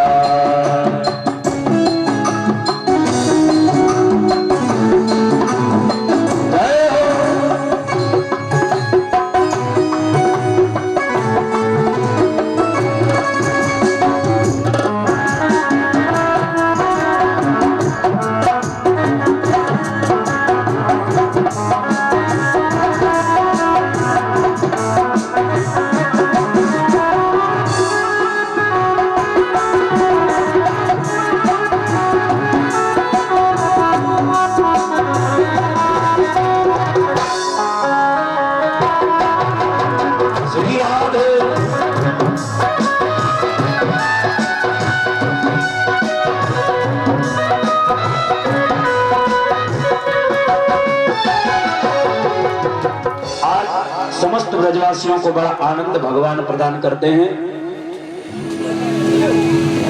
धीरे धीरे भगवान पौगंड अवस्था में प्रवेश कर गए। 5 वर्ष के बाद की अवस्था को कहते हैं पौगंड अवस्था, क्योंकि भगवान जब तक 4 वर्ष के हुए तब तक गोकुल में रहे। 4 वर्ष की उम्र पूरी होते ही भगवान वृंदावन चले गए। वृंदावन में भगवान 6 वर्ष रहे। 10 वर्ष की उम्र पूरी करके 11वीं लगते ही भगवान मथुरा चले गए।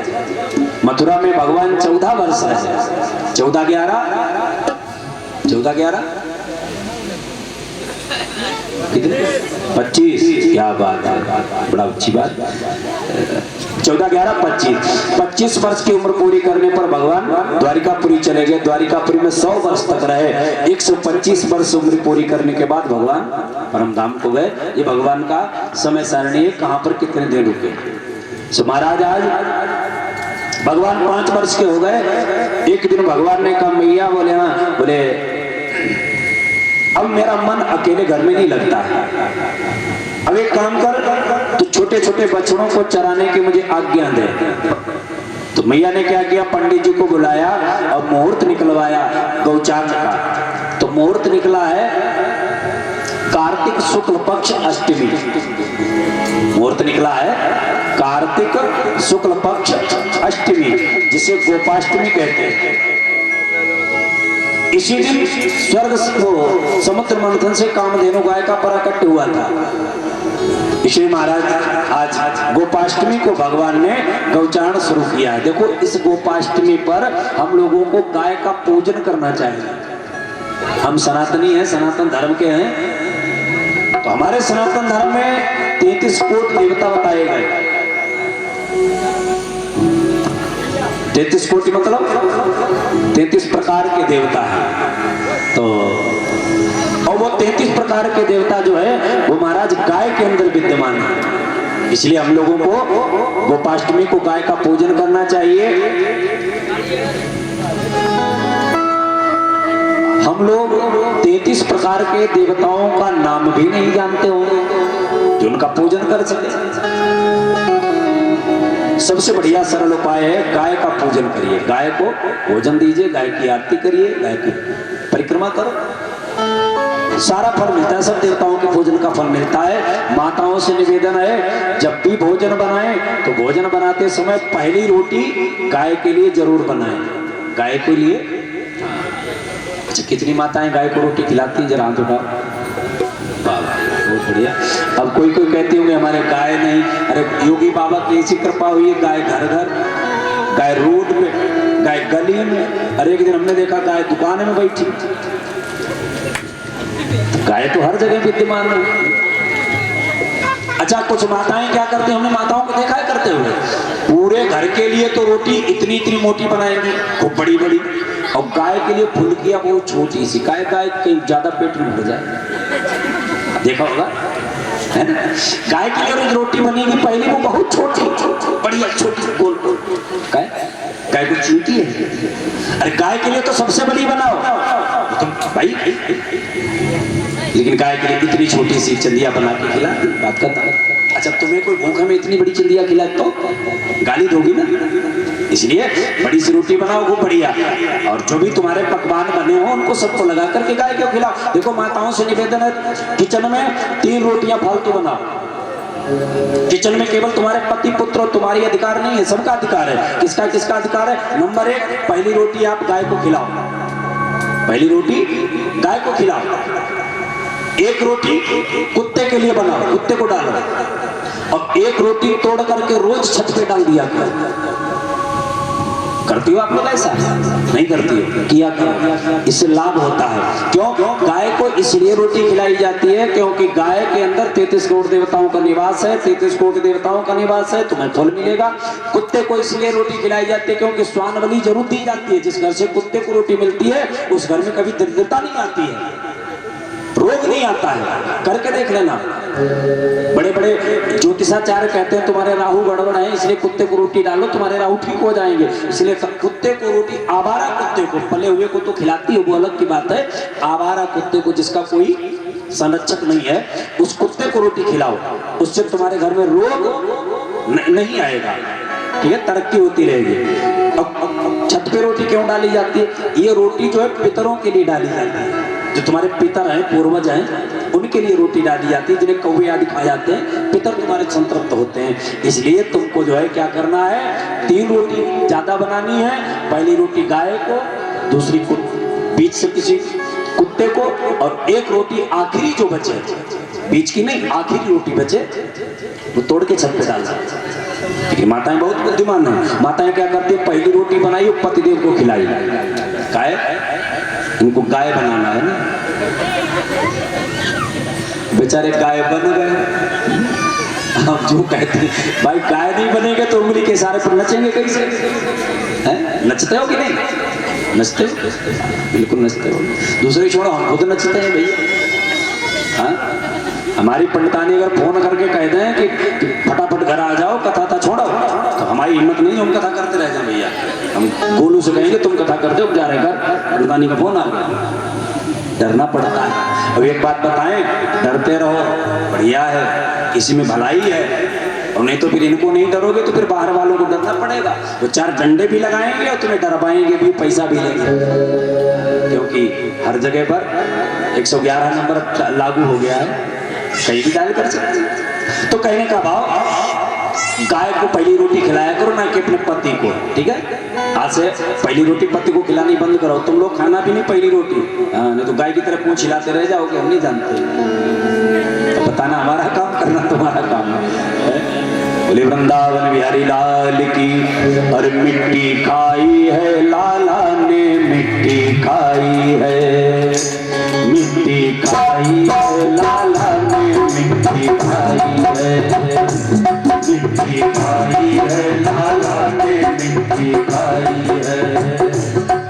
तो सुन ले मेरी बात, वो कर मेरा विश्वास, तो सुन ले मेरी बात, वो कर मेरा विश्वास। लाला ने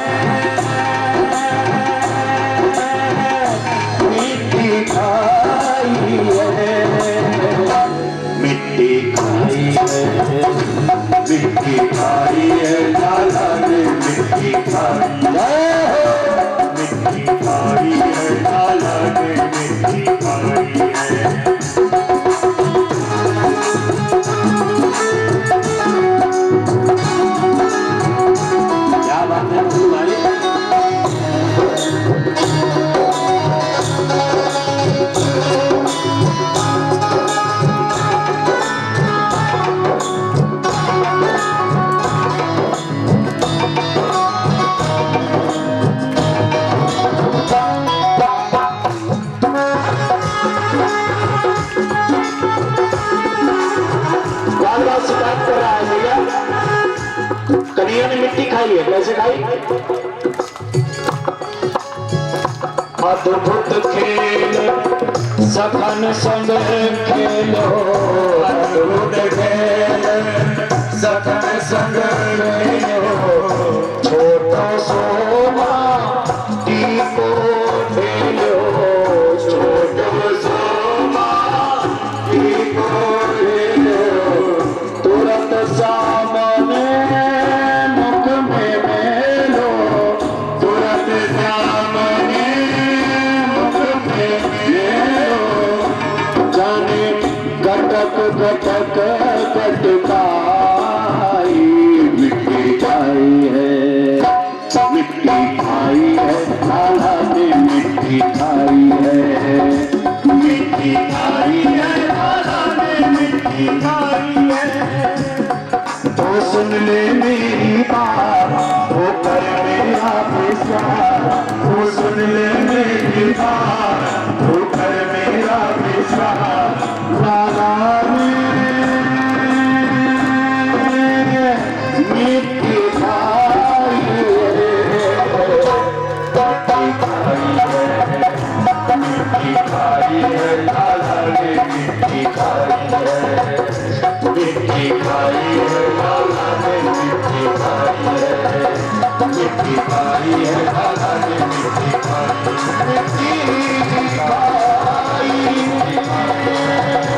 खाई है,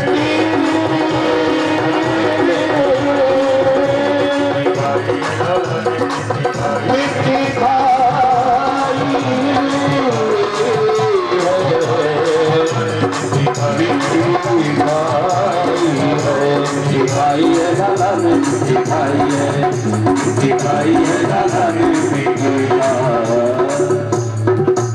इकट्ठा हो गया है। मैया ने दौड़ करके कहा, अरे कन्हैया भाग गया, जल्दी नहीं तो काट लेगा नाग। भगवान ने कहा, मैया भी हाले कंठी प्रदान करी, जो अपना चेला बन गया है, ये काटे वालों ना। दौड़ करके आए भगवान। आज सब गोपिकाओं ने चारों तरफ से कन्हैया को चूमना शुरू किया, कोई हाथ पकड़ रही, कोई के सिर पकड़ रही, सब इतनी मुक्त हो गई गोपिकाएं, सारे ब्रजवासी आज वहीं रुक गए सर। भगवान ने विचार किया, रात में सब सोए, सुबह जाएंगे, गाय घास खाएंगी, ग्वाल वाल फल खाएंगे, सारा यमुना हृद का जल जो था वो सब विरक्त हो गई बृहस्पति। तो भगवान ने क्या किया, अपने योग माया से उसमें आग लगा दी, सारा वन जलने लगा। भगवान ने उस अग्नि को पान किया, माने स्पष्ट करके दिखा दिया, मुखाद अग्नि रजायता, मेरे मुख से अग्नि का उत्पन्न प्रादुर्भाव हुआ। इसलिए भगवान दो मुख से खाते हैं, एक भगवान का मुख है अग्नि, भगवान का एक मुख है अग्नि, और दूसरा मुख है ब्राह्मण। अग्नि में हम लोग क्या करते हैं, श्रीमन महागणाधिपति नमः स्वाहा करते हैं ना, यज्ञ में स्वाहा, ब्राह्मणों के मुख में आहा।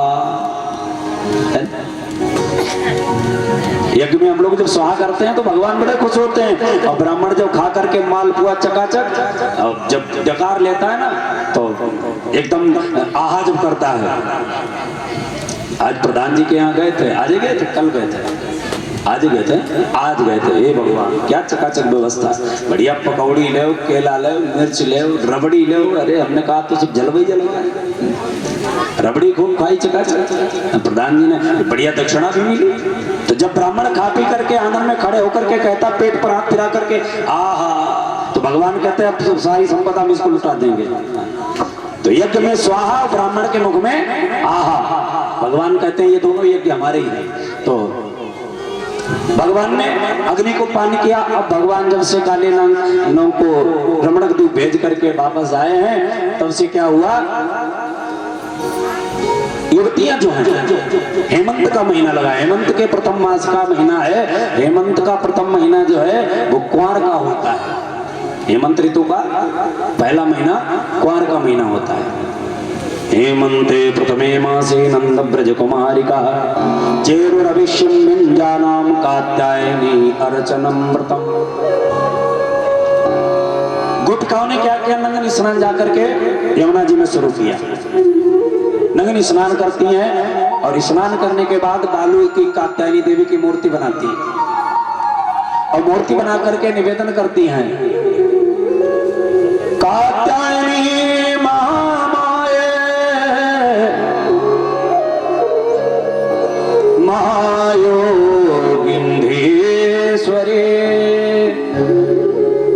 नंद गोपसुतम देवी पतिं मे कुरुते नमः। ऐ मैया, ऐ कात्यायनी देवी मैया, नंद का पुत्र कृष्ण मुझे पति के रूप में प्राप्त हो जाए ऐसा मांगती हैं। देखो इस श्लोक का, इस मंत्र का बहुत बड़ा महत्व है। क्या महत्व है? जिस बिटिया के विवाह में व्यवधान उत्पन्न हो रहा हो, ध्यान से सुनना। कभी कभी ऐसा देखा होगा आपने, माता पिता बड़े परेशान हो जाते, बिटिया का विवाह ढूंढते ढूंढते घर नहीं मिलता है ठीक ठाक, परेशान हो जाते हैं। जिस बिटिया के विवाह में ये व्यवधान आ रहा हो, लड़का न मिल रहा हो, घर न मिल रहा हो, तो उस लड़की के द्वारा कायदा तो ये किसी ब्राह्मण को बुला करके और इस मंत्र का आप अनुष्ठान करा करके जाप करा दीजिए। गारंटी है 6 महीने के अंदर उस बिटिया के लिए लड़का कहीं न कहीं मिल जाएगा, विवाह हो जाएगा, घर मिल जाएगा। अगर ब्राह्मण को बुला करके नहीं सामर्थ्य कराने की तो महाराज किसी उसी बिटिया के द्वारा वो जाप करा दीजिए। मंत्र बड़ा अच्छा है, भागवत जी का है, 10वें स्कंद का है। कात्यायनी महामाये महायोगिन्यधीश्वरी नंद गोपसुतं देवीं पतिं मे कुरुते नमः। नंद का पुत्र मुझे कृष्ण के रूप में प्राप्त हो जाए ऐसा वर मांगती है। भगवान ने विचार किया ये तो अमर्यादित कार्य है। क्यों? शास्त्र कहता है कि किसी भी स्त्री को कमर से अधिक अगर जहां पर जल है वहां पर प्रवेश नहीं करना चाहिए, प्रवेश निषेध होता है। कमर से अधिक अगर कहीं जल है तो माताओं बहनों को उसमें प्रवेश नहीं करना चाहिए। क्यों? नारद स्मृति में लिखा है कि जो स्त्री कमर से अधिक जल में प्रवेश करती है उसका गर्भ क्षेत्र दूषित होने का भय बना रहता है, वो स्त्री बांझ होने का भय बना रहता है, क्योंकि वरुण देव का अपमान होता है। इसलिए भगवान ने इस दृष्टि से भी कहा कि जो है अमर्यादित कार्य करती हैं गोपिकाएं, जो कि नग्न स्नान करती हैं यमुना जी में, तो भगवान ने क्या किया, जाकर के और उन गोपिकाओं को, जो गोपिकाएं स्नान कर रही थी, नग्न आई थी, तब अंधेरा था, किसी ने नहीं देखा, तो सारे कपड़े उतार के रख दिए और स्वयं स्नान की। और स्नान करने के बाद जब किनारे पर नजर डाली तो वस्त्र गायब हो चुके थे। भगवान ने वस्त्र उठाए, कदम्ब के वृक्ष पर चढ़ करके बैठ गए। एक गोपी ने नजर डाली, बहन वस्त्र कहाँ है? एक ने कहा लगता है हम लोग स्नान करते करते धारा में आगे प्रवाहित होकर के चले आए, वो जगह ही छोड़ दी हमने जहां पर हम स्नान कर रही थी। एक ने कहा बाबरी हो गई हो, अरे वही वृक्ष है कदम्ब का जिसके नीचे हमने कपड़े रखे थे, ये तो वही वृक्ष है। एक ने कहा बहन वृक्ष तो वही है, फिर कपड़े कहाँ गए? एक ने कहा ऐसा तो नहीं कोई बंदर आकर उठा ले गया हो। एक ने कहा और कोई बंदर आ ही नहीं सकता, एक ही बंदर अपने ब्रज में काफी है। एक ही बंदर जो है वो ब्रज में काफी है और वो कोई और बंदर नहीं, नंद का छोकरा ही होगा। और तब तक भगवान ने, कन्हैया ने मुरली में स्वर डाला। जो स्वर डाला गोपिकाओं ने कहा देखो देखो देखो वो वृक्ष पे बैठा वस्त्र लिए हुए, सारे वस्त्र मेरे हैं देख। गोपिकाओं ने कहा कन्हैया अब तेरी हद हो गई, अभी तक तो केवल माखन चुराता था, दही चुरा करके खाता था, छाछ पी लेता था चुरा करके, अब तो मेरी लज्जा का ग्राहक बन करके आया है, शर्म नहीं लगती तुम्हें? भगवान ने कहा काहे की शर्म? बोले तुम हमारे वस्त्र उठा करके ले गए, वस्त्र मारे दो। भगवान ने कहा देखो लज्जा उसकी जाती है जिसके पास लज्जा हो। भाई बेइज्जती उसी की तो होगी जिसकी कोई इज्जत होगी, और जिसकी कोई इज्जत ही नहीं है उसकी बेइज्जती क्या होगी? धनी हुई बह जाए भाई का भाट भिखारी, तो तुम्हारी इज्जत रही कहां, तुम्हारी लज्जा बची कहां है जो तुम कह रही हो हमारी लज्जा के ग्राहक बन के आए हो? गोपिकाओं ने कहा क्यों, मेरी लज्जा कहाँ चली गई, मुझे किसने देखा? रात्रि के चतुर्थ प्रहर में आई, अंधेरे में आई, कमर से गर्दन से जल में खड़ी है, किसी ने मुझे देखा?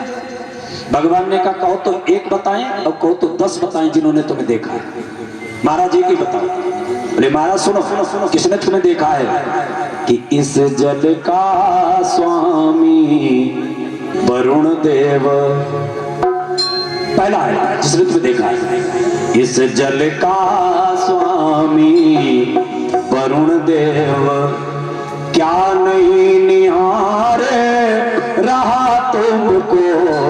इस जल का स्वामी वरुण देव, क्या नहीं निहारे रहा तुमको? इस जल का स्वामी वरुण देव।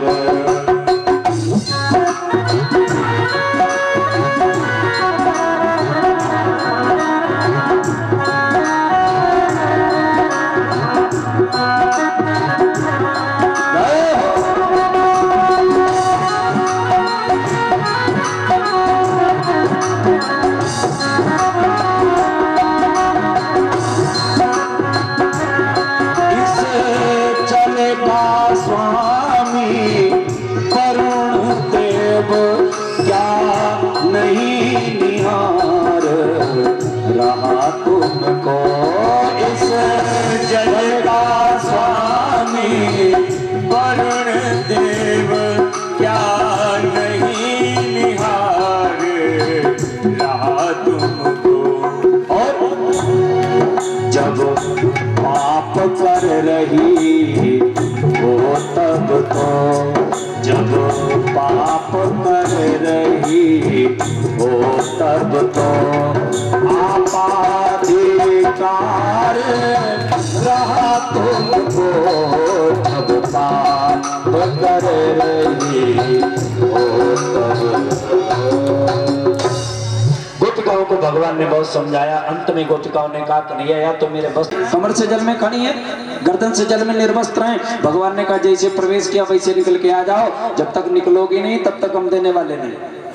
अंत में गोपिकाओं ने निवेदन किया श्याम सुंदर दास्यामी, ऐ श्याम सुंदर मैं तुम्हारी दासी हूँ, देही वासांश मेरे वस्त्र वापस कर दो, मैं तुम्हारी दासी हूँ। भगवान ने कहा अगर दासी हो तो दासी का धर्म है, स्वामी का कहाँ मानना। अब यदि तुम दासी हो हम स्वामी हैं तो मेरी आज्ञा का पालन करो, बाहर निकल के आओ। भगवान गोपिकाओं को बाहर निकालते हैं, वस्त्र वापस किए हैं। निवेदन किया है गोपिकाओं से एक बात बताओ, तुम्हें नग्न स्नान क्यों करती हो? गोपिकाओं ने बताया महाराज मैं आपको पति के रूप में प्राप्त करना चाहती हूँ। भगवान ने कहा गलत, अगली शरद पूनम की रात में मैं तुम्हारे साथ रास कर सकता हूँ, आनंद तुम्हें दूंगा। देखो भगवान ने क्यों निकाला जल से बाहर निर्वस्त्र? भगवान कहते हैं जब तक जीव के शरीर, जीव की आंखों के ऊपर माया का आवरण पड़ा रहेगा तब तक मैं उसे अपनाने वाला नहीं।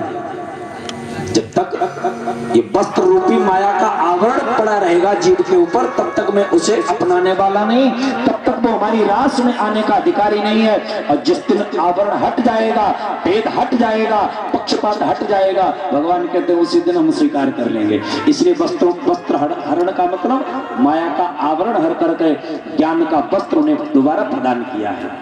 अब भगवान अपने घर चले आए और भैया मात्र 6 मिनट बचे हैं 12 बजने में, और सोचते ही हैं कि 12 बजे से पहले कथा विराम हो जाए, आरती भी हो जाए। बाकी हकीकतें बताएं। घर में घुसे बड़ी तेज भूख लगी, शाम का समय, मैया के पास में पहुंच गए रसोई घर में। मैया बड़ी तेज भूख लगी, जल्दी लाओ खाने के लिए। मैया ने कहा रुक तू, लाला लाला बाहर रहना, बाहर रहना। कन्हैया ने कहा मैया आप तुझे क्या हो गया? जब बाहर से आते थे तो तू गोद में लेकर के पहले दूध पिलाती थी, उसके बाद कुछ न कुछ खाने को देती थी, आज क्या मतलब तू मुझे बाहर क्यों भगा रही है? लाला जब तक जय जय का पूजा नहीं हो जाएगी तब तक नहीं खाने को मिलेगा। भगवान ने विचार किया सबसे बड़े जय जय हम, हमारे घर में जो कौन सा जय जय घुस गया है? सबसे बड़े जय जय हम, और हमारे घर में कोई जय जय घुसा बैठा है। भैया जय जय कौन होता है? लाला हमारी खोपड़ी मत खराब करो, वैसे भी गर्मी में पूरी पकवान बना रही हूँ, बुद्धि खराब हो रही है, जा बाबा के मुंह लग जाकर बाबा से पूछ। बाबा के पास पहुंचे, बाबा एक बात बताओ, ये मैया काय की पूजा के लिए जय जय की व्यवस्था बना रही है, भगवान काय को बन रहे? लाला तुम्हें नहीं पता है, हम लोग कार्तिक की अमावस के दूसरे दिन प्रतिपदा को इंद्र का पूजन करते हैं। क्यों बाबा हम इंद्र का पूजन क्यों करते हैं? बोले इसलिए करते हैं, पर्जन्यो भगवान इंद्रो मेघा तस्यात्ममूर्तया ते विवर्षन्ति भूतानां प्रीणनं जीवनं पया। कन्हैया 33 कोटि देवताओं का मालिक है इंद्र। हम इंद्र का पूजन करते हैं तो इंद्र प्रसन्न होता है, हमारे खेतों पर बारिश होती है, हरी हरी घास उगती है, वो गाय खाती है, गाय दूध देती है, जिससे हमारी वृत्ति चलती है। प्रीणनम जीवनम पया, पैमाने दूध से हमारी वृत्ति चलती है, क्योंकि हम वाले हैं, कोई बिजनेस कर नहीं सकते हैं, इसलिए इंद्र की पूजा करते हैं। कन्हैया ने कहा बाबा इसका मतलब इंद्र का अगर पूजन न करें तो लाला बारिश नहीं होगी। ओ इसका मतलब जब पूजन होता तभी बारिश होती है। हाँ लाला बिल्कुल ठीक समझा तुमने। तो बाबा एक काम कर, बोले हाँ, बोले ऐसा करो अब की बार आधे लोग पूजा करो तो आधे लोग न करो। देखिए जो लोग पूजा करेंगे उनके खेत में वर्षा होगी, जो लोग नहीं करेंगे उनके खेत में नहीं वर्षा होगी। बाबा ने कहा बात तो तू ठीक कह रहा है लाला, लाला है तो बहुत छोटा, लेकिन बातें बड़ी टेढ़ी टेढ़ी बड़ी काम की कर रहा है। हमने तो कभी विचार ही नहीं किया भाई जो पूजा करेगा उसी के खेत में। लाला तू कहना क्या चाहता है? लाला ने कहा पूजा तो करो लेकिन इंद्र की नहीं, किसकी? बोले गिरिराज जी की पूजा करो, क्योंकि हम लोगों को कर्म करना चाहिए। कर्म का उपदेश दिया है, कर्मयोग का वर्णन किया है। कर्मणे बाधिकारस्ते, गीता जी में भगवान कहते हैं कर्मणे बाधिकारस्ते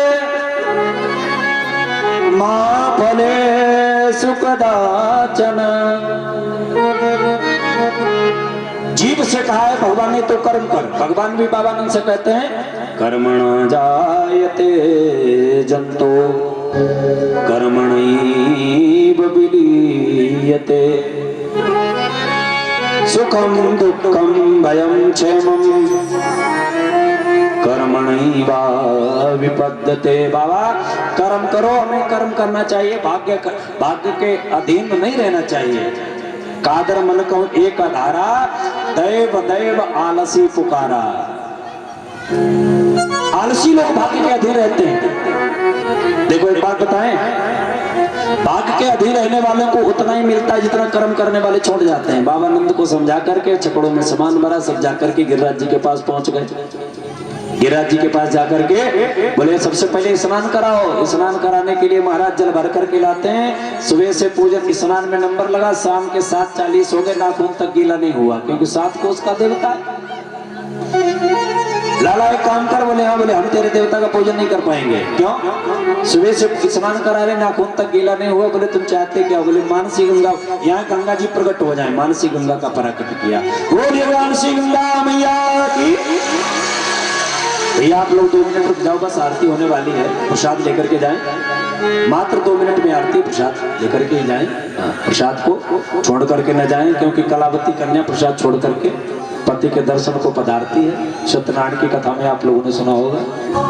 तो प्रसाद पा करके ही जाएं। बस भगवान ने गोपिकाओं से कहा तुम सब लोग अपने अपने थालों से दुशाला हटा दो। दुशाला हटा दिया, आंख बंद करके खड़ी हो गई।